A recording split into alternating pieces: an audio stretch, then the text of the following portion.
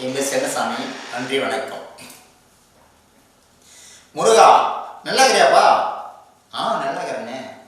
எப்படி இருக்கிறீங்க? எப்படி பயிர் எல்லாம் எப்படி இருக்குது? என்ன பயிர் வச்சுக்கிறீங்க? கொஞ்சம் நெல் நட்டுக்கிறேன். கொஞ்சம் முல்லை தோட்டங்குது, அதான். எப்படி உங்கள் பசங்களாம் நல்லா இருக்கிறாங்களா? நல்லா இருக்கிறாங்களே. உங்கள் வீட்டில் எல்லாம் நல்லா இருக்கிறாங்க. முருகா, உங்கள் குலதெய்வம் கோயிலுக்கு உங்கள் தாத்தா, உங்கள் பாட்டி உங்கள் பாட்டி பட்டம்மா, உங்கள் தாத்தா கோவிந்தசாமி, உங்கள் பெருப்பா சேட்டு, உங்கள் சித்தப்பா அருணகிரி, இன்னொரு சித்தப்பா கிருஷ்ணன், உங்கள் பெரியம்மா, உங்கள் சின்னம்மா, உங்கள் சித்தப்பா வீட்டு பையன் யுவராஜ், சந்தோஷ், குமார், மோகன், வெங்கடேஷ் எல்லாம் கோயிலுக்கு வந்திருந்தாங்கப்பா.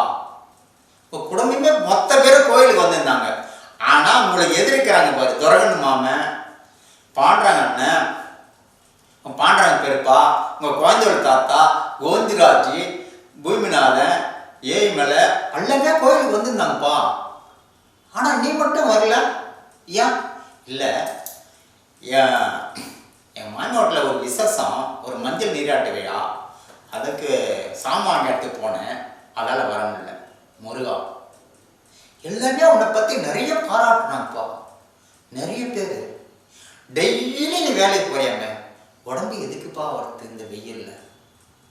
ஏம்பா, ஒரு வாரத்தில் ஒரு 5 நாளாவது போயிட்டு கூட ஒரு சனிக்கிழமை ஞாயிற்றுக்கிழமாவது வீட்டில் ஒரு நிம்மதியாக ஒரு பொண்டாட்டிக்கிட்ட ஒரு பிள்ளைகிட்ட பேசின ஒரு நிம்மதியாக இரும்பா. ஏம்பா, டெய்லி எதுக்குப்பா நீ வேலைக்கு போகிற? முருகா, அம்மாவோட கஷ்டமா? என்ன பண்ணுறது, என் தலைவிதி தான், கஷ்டப்பட்டு தான் ஆகணும். ஆனால் நம்மளை நம்பி ஒரு மனைவி வந்துட்டாங்க. ஒரு மனைவிக்கு நல்ல ஒரு கணவனாக கிடைக்கணும். நம்மளை நம்பி எனக்காக 2 ஆண் குழந்தை பிறந்தது. அந்த ஆண் குழந்தைக்கு நல்ல ஒரு தந்தையாக கிடைக்கணும். அப்படி இருந்தால் தான் நம்ம குடும்பத்தை சமாளிக்க முடியும். இல்லட்டா சமாளிக்க முடியாது. என்னை பற்றி போய் கேட்டுப்பாரு. எங்கள் ஊராட்சி மன்ற தலைவர் பொன்னிகோடு சொல்லுவார், ரமேஷ் சொல்லுவார், பண்டேரி சித்தப்பா சொல்கிறாரு, ஏன்டா நீ சும்மா வேலைக்கு போடுறான்னு அல்லமே சொல்லுவாங்க. பள்ளத்தெருலாம் கூட போய் கேட்டுப்பாரு, நிறைய சொல்லுவாங்க. இல்லைப்பா, அவங்க சொல்கிறது எனக்கே ரொம்ப மகிழ்ச்சியாக இருக்குதுப்பா. நீ டெய்லி வேலைக்கு போகாத, ஒரு 5 நாளைக்கு வேலைக்கு போ, ஒரு 2 நாளைக்கு வீட்டில் இரு. ஆனால் உங்கள் வீட்டில் கூட சண்டை போடுறாங்க, நம்ம வேலைக்கு போவேனான்னு. ஆமாம் சொல்கிறாங்க, என்ன பண்ணுறது, தளபதி போய் தானே ஆகணும். ஏன் ஒப்பா எல்லாம் ஒரு உதவி பண்ண மாட்டாரா? ஐயோ, அந்த ஆள் எதுக்கு அந்த நேரத்தில் நீ நினைக்கிற? அந்த ஆள்லாம் ஒரு மனுஷனா? அவருக்கெல்லாம் ஒரு பொண்டாட்டி, அவருக்கெல்லாம் ஒரு புள்ள, கடவுளே, அவரெல்லாம் ஒரு மனுஷனா? என்னப்பா அப்படி சொல்ற? உனக்கு கல்யாணம் பண்ணி வச்சாரு யாரு? அவரா? கடவுளே, 3வது மனுஷன் ஏறி 3 நாள் சென்று வந்தாரியா? எனக்கு கல்யாணம் பண்ண வச்சது எங்கள் சித்தி தான். எங்கள் சித்தி வீட்டில் போய் கொஞ்ச நாள் இருந்தேன் மும்பையில். எங்கள் சித்தியே தான் வந்து எனக்கு தாடி கோரப்படுவேன். எங்கள் கல்யாணத்துக்கு மொத்த செலவும் எங்கள் சித்தி தான் எனக்கு விலைக்கே பிரிச்சிச்சு. அதான் எனக்கு குரு. ஆனால் சின்ன பிள்ளையிலே எங்கள் அம்மா இறந்துட்டாங்க.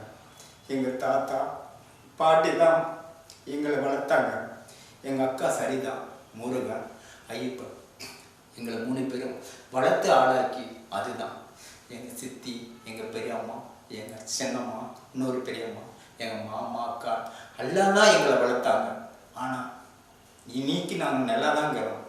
எங்கள் சித்தி மட்டும் எங்கள் குடும்பத்துக்கு இல்லை, எங்கள் உறவினருக்கு எல்லாருக்குமே ஒரு ஆலாமரம் போல. அந்த ஆலாமரம் மட்டும் இன்னைக்கு சாய விடாதுன்னு தான் நான் போய் சாமி வர கேட்பேன். பரவாயில்ல முருகா, நீ நல்லா இரு, கொஞ்சம் புத்தியாக இரு.